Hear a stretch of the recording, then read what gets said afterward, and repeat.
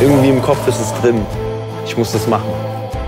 Wenn du halt Wrestling machst, dann bleibt von deinem Privatleben nichts mehr übrig. So intensiv ist Wrestling für mich, so abhängig bin ich davon.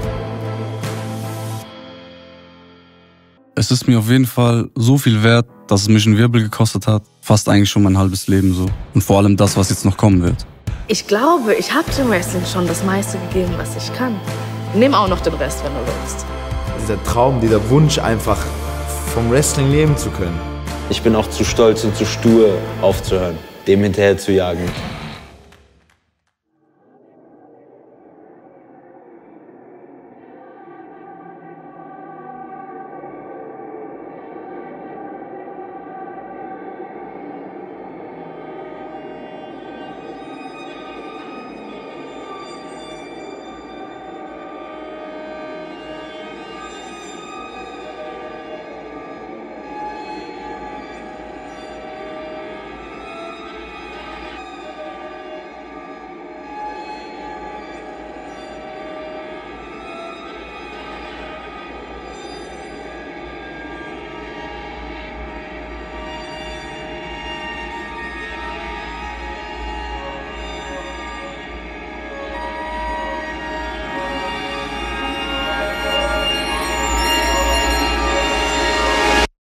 When the sun goes down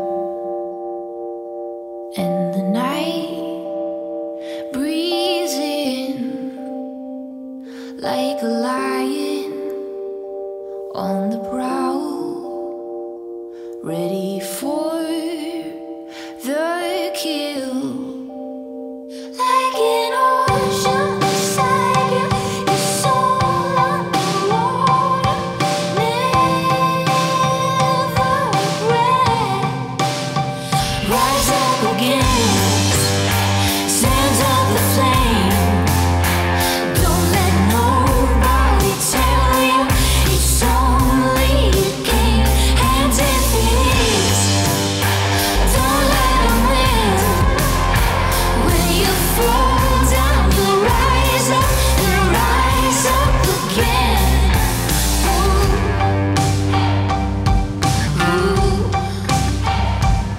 Ooh. Ooh.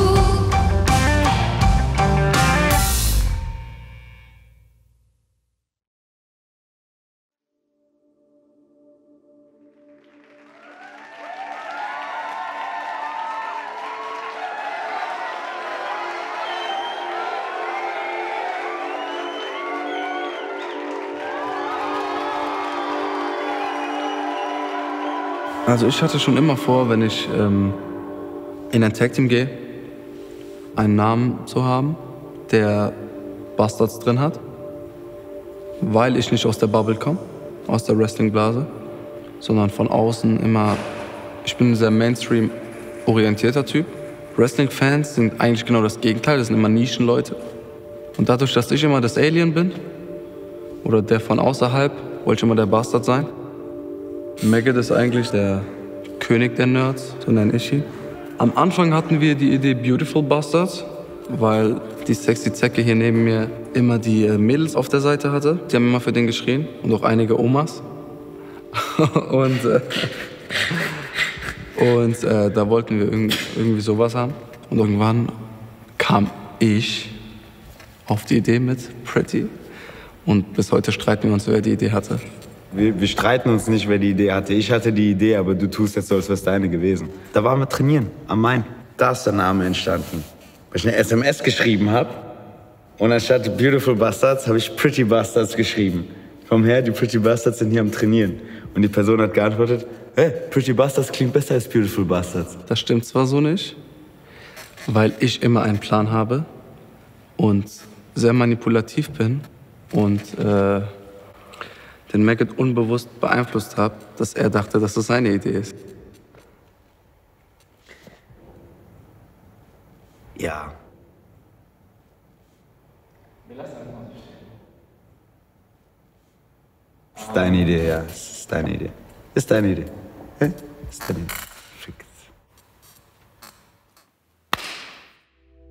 Ich bin Maggot, ich bin 23 Jahre alt, bin Wrestler seit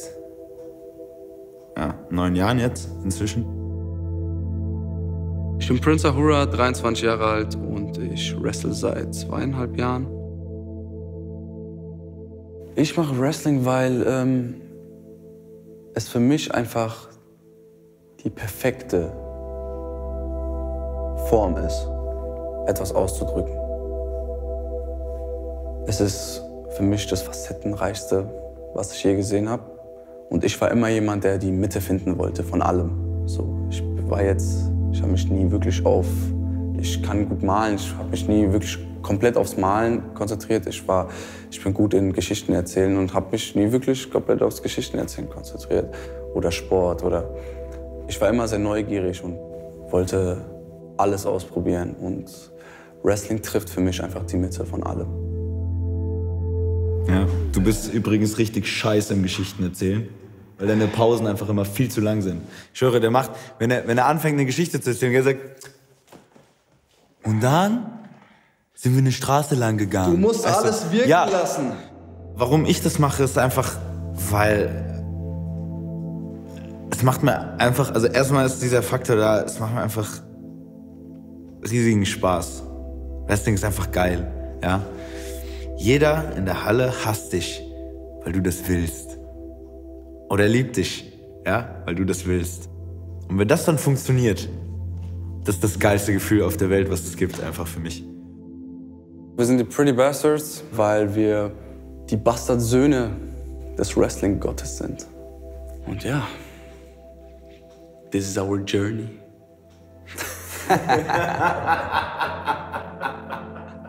Das ist lustig. Die Pretty Bastards, ich sage jetzt mal, das sind zwei unterschiedliche Wrestler. Du hast den einen, der so, ich sage jetzt mal ein bisschen der sportlichere, athletischere und den Verrückten.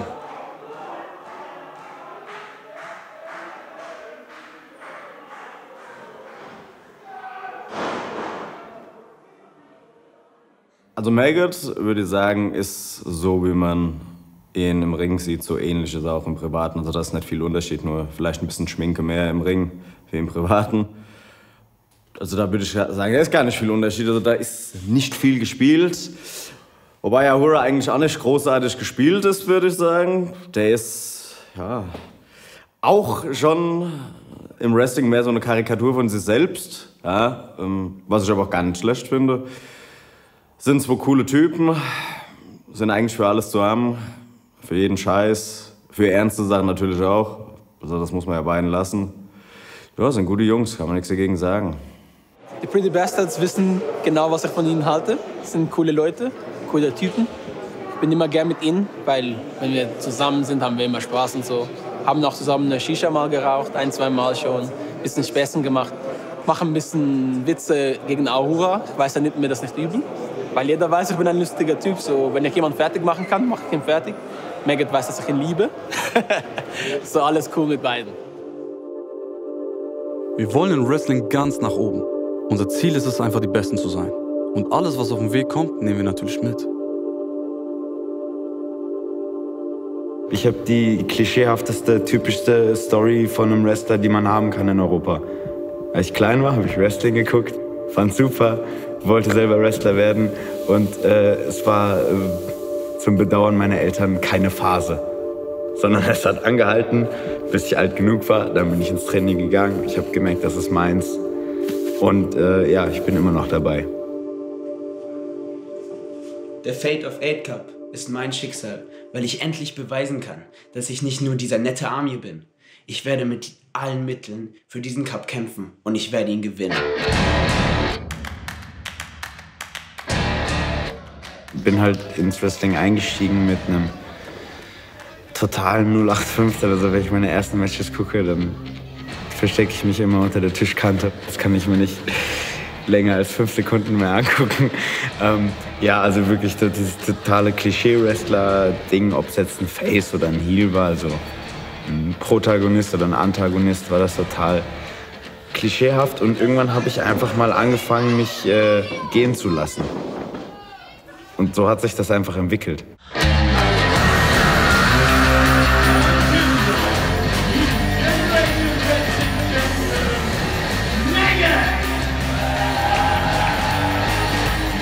Bevor ich ins Training gegangen bin, habe ich mir erst eine Show angeguckt.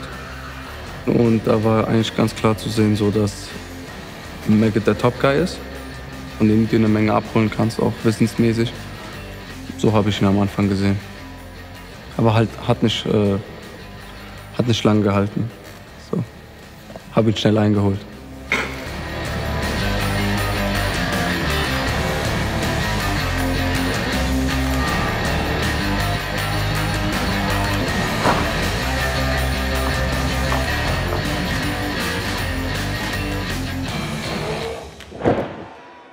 Wir als Pretty Bastards verkörpern im Ring uns selbst. Das ist jetzt nichts Ausgedachtes.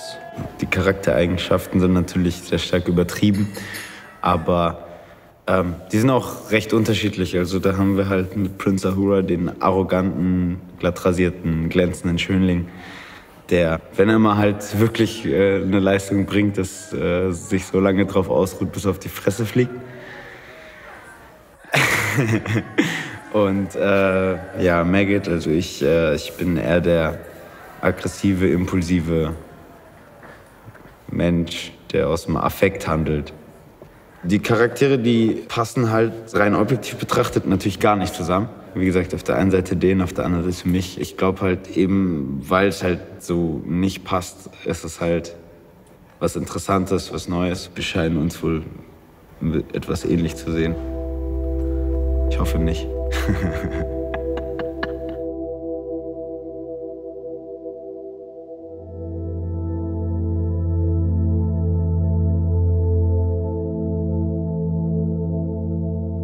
Natürlich wirst du es lieber mögen, wenn du die ganze Zeit bejubelt wirst im Ring. Aber für mich ist halt die Sache so, ich liebe es, gehasst zu werden.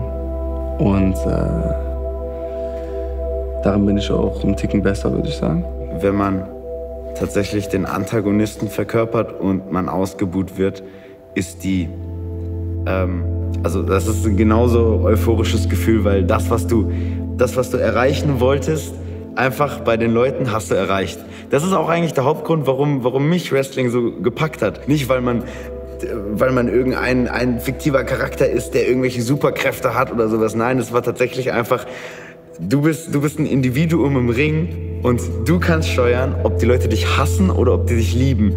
Und egal, was du für eine Reaktion bekommst, wenn es die Reaktion ist, auf die du gearbeitet hast, ist es im Prinzip dieselbe Befriedigung. Also es ist genau das Gleiche für mich. Es gibt alles bei uns. Es gibt Fans, die uns lieben.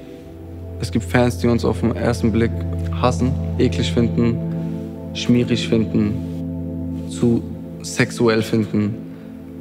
Also ich hab schon alles raushören können aus dem Publikum. Aber natürlich gibt es auch im Gegenteil. Wir haben auch unglaublich dankbare Fans, coole Fans, die uns supporten seit dem ersten Tag. Ich weiß, dass wir echt schnell ziemlich viele Fans bekommen haben, die uns wirklich, wirklich sehr supporten.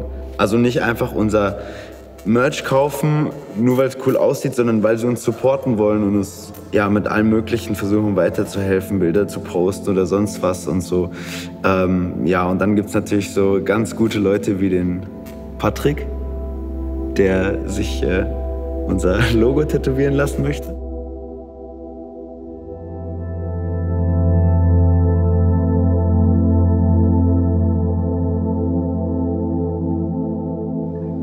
Man muss ja ganz klar sagen, dass wir am Anfang unserer Karriere sind und unsere Fans gar nicht die Chance haben, uns 10 Jahre zu unterstützen, dass wir jetzt jedes Mal auch was zurückgeben können oder so.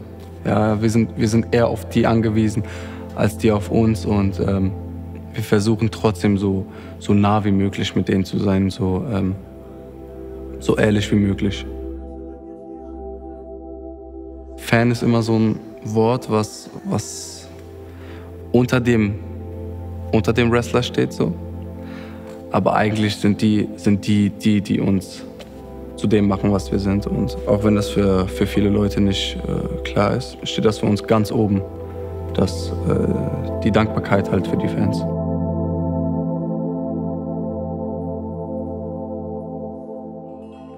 Also jeder muss mit anpacken, auch der größte Star hilft meistens mit. Und ja, daran wird sich auch eigentlich nichts ändern. So. Das ist halt ein dickes Event, wo lang drauf hingearbeitet wurde. Dann will ich halt Aaron damit entlasten, einfach, dass er weiß, so, okay, ich kümmere mich drum, dass der Ring aufgebaut wird.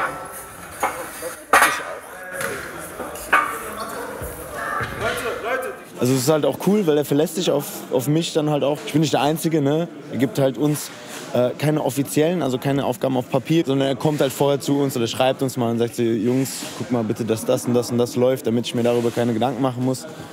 Ja, und dann machen wir das halt, ne? Müssen wir das so, nur so, dass es in der Luft hängt. Okay, also nicht, das darf man nicht fest sein. Einmal,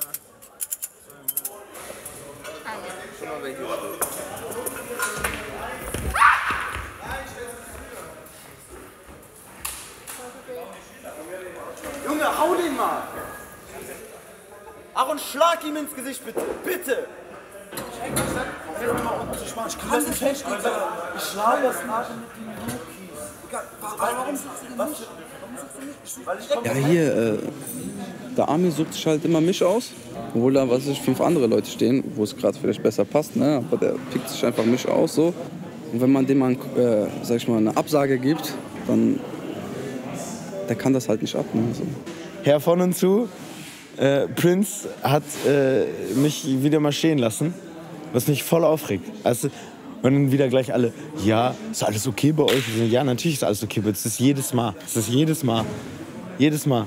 Also den Ring machen und dann steht er dann da und erzählt keine Ahnung was für Geschichten. Und ich so, Alter, fuck mich doch nicht ab. Es ist nichts Besonderes. Es ist, ich habe einen Herzinfarkt. Ich sag dir. Wir reden miteinander so, ja, verpiss dich, halt die Fresse, alle, fuck mich nicht ab und sowas, ja, sowas sagen wir halt, ne. Aber ich finde, es muss jetzt nicht vor jedem sein, weil nicht jeder versteht unsere Sprache, sag ich mal, ne? Unsere Gossensprache. Deswegen, ja, deswegen war ich dann halt so, ja, komm, wir machen das später. Und dann haben wir kurz zu mir und ich so, ja, scheiß drauf, Alter. Fuck it, ne. Und jetzt lassen wir es. Wir sind keine Part-Time-Friends oder sowas, die sich nur treffen, wenn Wrestling ist. So, wir schlafen zusammen in einem Bett, wir essen zusammen, wir gehen zusammen feiern, wir streiten uns zusammen. Das ist ganz normal. Also wir streiten uns schon ziemlich oft. Also wenn wir jetzt lang aufeinander hängen für 3 Tage, dann kommst du 2-mal am Tag, geben wir uns an die Gurgel. So entwickeln wir uns weiter. Wir sind zwei Charaktere, wir haben 2 verschiedene Meinungen und das, was ihr im Ring seht, das sind wir. So, das ist der Kompromiss oder das ist beides und das ist, ja. Ich brauche das ist Bruderschaft. Es ist manchmal wirklich, das schaukelt sich so hoch, dass ich anfange rumzubrüllen und ihm eine zu boxen, der haut dann zurück während der Autofahrt und so Faxen. Und totale Katastrophe, wo andere Leute wirklich, also es ist auch mal bei Events passiert und so, wo alle zu uns kommen und sagen, ey Jungs, alles okay bei euch? Dann sind wir 30 Sekunden, halten dann beide die Fresse, wenn das letzte Wort gesagt wurde und dann gehen wir wieder ganz normal miteinander um. Das verstehen halt viele nicht. Deswegen meinen sie immer, wenn wir anfangen uns anzukacken, dass sie dann dazwischen gehen müssten. Muss aber keiner. Das ist normal.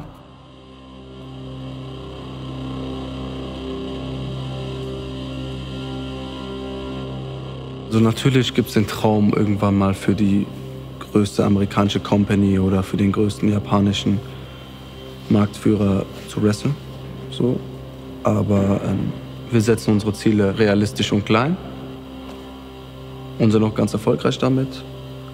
Und ich denke mal, so sollte es auch weitergehen. Also wir träumen jetzt nicht jeden Tag davon, irgendwo bei WrestleMania der Main Event zu sein, sondern wir wollen das realistisch angehen und Stück für Stück so weit kommen, wie es geht. Und natürlich ist das große Ziel, mal davon leben zu können. In unserer Umgebung hatten wir keine Leute, die genauso gedacht haben wie wir, die das genauso durchziehen wollten, das Wrestling. Natürlich sagen die meisten Leute, dass sie so weit kommen wollen, wie es nur geht. Und wir hatten wirklich ein festes Ziel. Nach dem Gespräch und so haben wir direkt gesehen, ey, wir sind auf einer Wellenlänge und komm, scheiß drauf, wir scheißen auf den Rest und wir ziehen das einfach durch.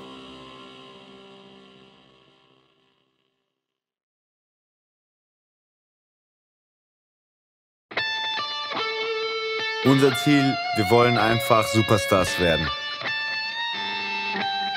Das erste große Ding, was wir vorhaben, ist ganz klar. Wir müssen uns bei der WXW etablieren. Da führt einfach kein Weg dran vorbei.